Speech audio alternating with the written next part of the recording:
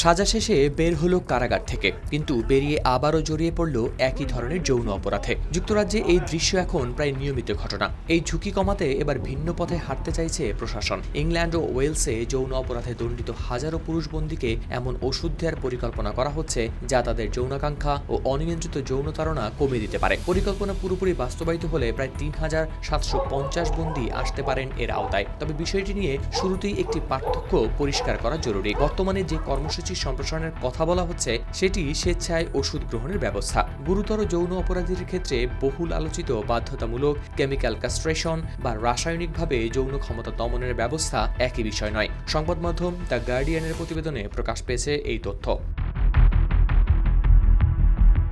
England ও ওয়েলসের কারাগারে বর্তমানে যৌন অপরাধে দণ্ডিত প্রায় ১৫,০০০ বন্দী রয়েছেন। তাদের মধ্যে যারা অনবরত বিকৃত যৌন চিন্তা বা নিয়ন্ত্রণহীন যৌন তাড়নায় ভোগেন, মূলত তাদের জন্যই পরীক্ষামূলকভাবে চলছে এই বিশেষ চিকিৎসা কর্মসূচি। এই চিকিৎসার ব্যবহার করা হচ্ছে প্রধানত দুই ধরনের ওষুধ। একটি হলো সার্ট্রালিন। এটি সাধারণত বিষণ্ণতা ও অবসেসিভ কম্পালসিভ ডিসঅর্ডারের চিকিৎসায় ব্যবহৃত একটি SSRI ঔষধ। এই কর্মসূচিতে সমস্যাজনক যৌন চিন্তা ও তাড়না কমানোর উদ্দেশ্যে ব্যবহার করা হচ্ছে এটি।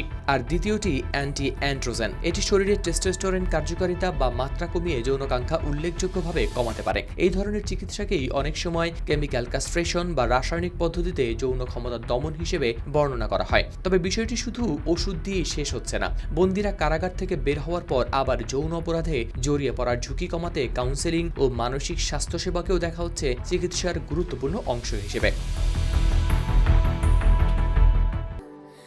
স্যান্ডেলিনা সো, রূপচর্চায় আভিজাত্য।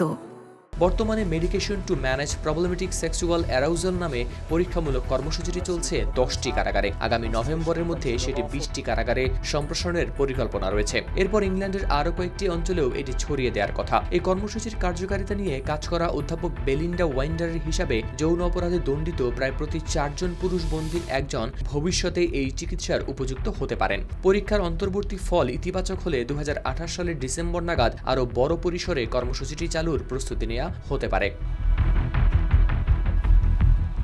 হাওলাদার শামীম, RTV।